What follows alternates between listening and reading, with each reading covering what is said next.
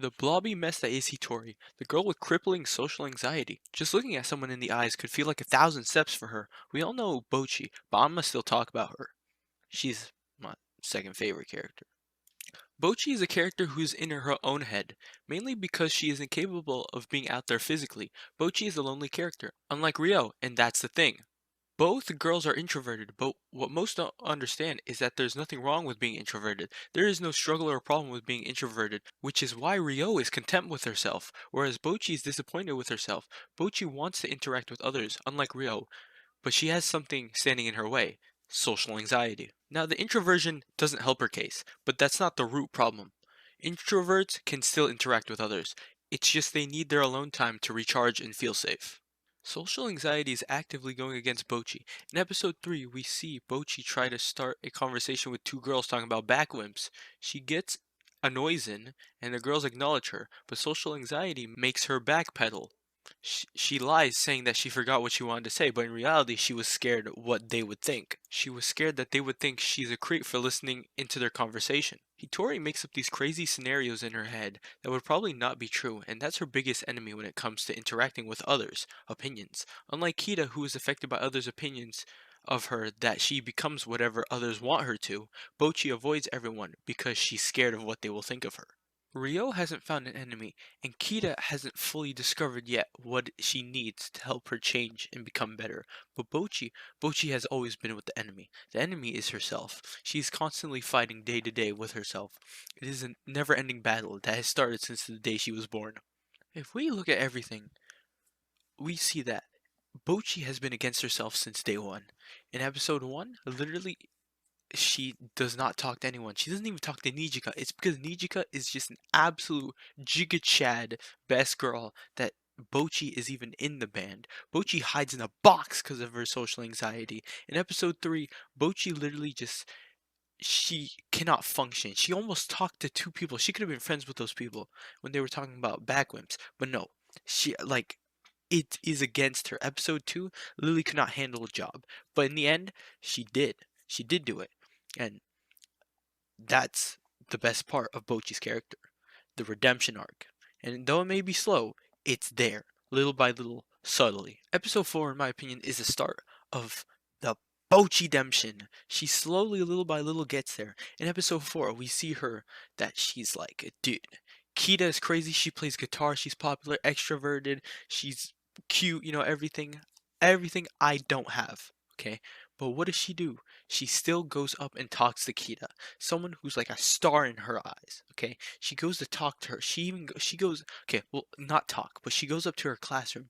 She understands what she needs to say, and she does whiff because again, she is against herself. Okay, she fails. But what happens in the end is that Kita comes to her and she's still able to ask the question. I need a vocalist and guitarist. Would you like to join my band? With full confidence. Not full confidence, I'd say, but she says it without stuttering anything. She says it perfectly. Kita declines. Bocchi thinks that it's her fault. She's the reason that Kita doesn't want to join. And she does not have a mental breakdown. Instead, she finds a way to reverse the situation into saying that the other two band members are really good, they're really fun, they're wonderful people, and that's to get her to join in. But of course, Kita says no. Why? Because she can't play the guitar. Now, Bocchi doesn't see this as her fault. She doesn't see that she failed. She sees it as, okay, I need to find a way I can, you know, fix the situation. Bocchi sees this as a, okay, that's the result. That was it. But Kita offers her a proposition. Will you please teach me guitar? Hitori, of course, she doesn't want to. But there's that little voice in her head that's against her, telling her, hey, you back down from this, you're done for. You're a death sentence. No one's going to like you. Everyone's going to know you as the Kita denier. And they're going to hate you. That, that's going through her head, at least I think. And she's like, okay, I'll teach you. I'll help you. So, they go to Kesogu Oh, and Kita's like, no, I don't want this. I'm out. But then Nijika, best girl, comes at the perfect time with energy drinks. Let me talk about that. Bocchi has the guts to text Nijika and is like, yo, and Rio, and is like, yo, I need energy drinks, please, boom, go. Nijika, best girl, okay, she getting energy drinks. Rio's drinking them, that's Pog, but My girl. Okay. Also, Nigata guitar. That's wonderful. Now, Kita feels sorry, so of course she's going to work for Starry for just a day because she feels bad for leaving Kesugo Bando, right? And Bocchi just feels absolutely distraught right now, okay? Her entire personality is just gone, dude. Like, we got an extrovert that can work well. Like, dude, she's done for. She's fired. Okay, she can't even make eye contact. Well, she could in the second episode. Anyways, but Bocchi has a bit of bravery as Kita's leaving. She goes towards Kita to talk because she notices that she was working hard on the guitar. Now, of course, she does fumble for gags, but still, she manages to talk to Kita and be like, hey, why don't you join the band? I know you're working hard, I know you're trying, and once again, Bocchi is forced to, train Kita. Like, she doesn't want to, but, she's against herself still, and she obliges. Episode 6 is probably my favorite episode. Why? Because it's literally just Hitori. It's her all by herself. She has no one to bounce off of. She has no one to screw around with. She has no one she's comfortable with. Now, she does somewhat get along with Hiyori. But the thing is Hiyori is absolutely insane. She's crazy. She's drinking 24/7. She's giving Bocchi some PTSD of the future, dude. That's crazy. Hiyori is someone Bocchi should be avoiding. But literally, Hiyori just asks Bocchi, what is her name? And she comes back and sits down and talks to her. Hitori's head is literally against her. She knows that she should be avoiding Hiyori. She's even making up scenarios that if she stays here any longer, her guitar is gonna get broken, she's gonna get hurt, like just everything. She even lies on the spot just to get away from the situation. But eventually, they do form a somewhat small bond. Now, Hiyori eventually does help Bocchi, you know, be able to play in front of other people, you know. Like at first it's kind of rocky, but eventually she is able to open her eyes and she does start playing steadily in front of people. Hitori also learns that hey, she doesn't have any enemies except herself. The people are there to watch her perform, and that's it. Hitori starts playing more steadily, and at the end of the performance, she starts smiling because of how happy the audience was. The crowd being cheerful and happy was such a joyous moment for her, and in my opinion, it was one of the best showings of subtle character growth. Now, like a minute later, she does regress and starts going back to her old habits of being shy and scared. But I think the subtle growth is a beautiful depiction of overcoming fear.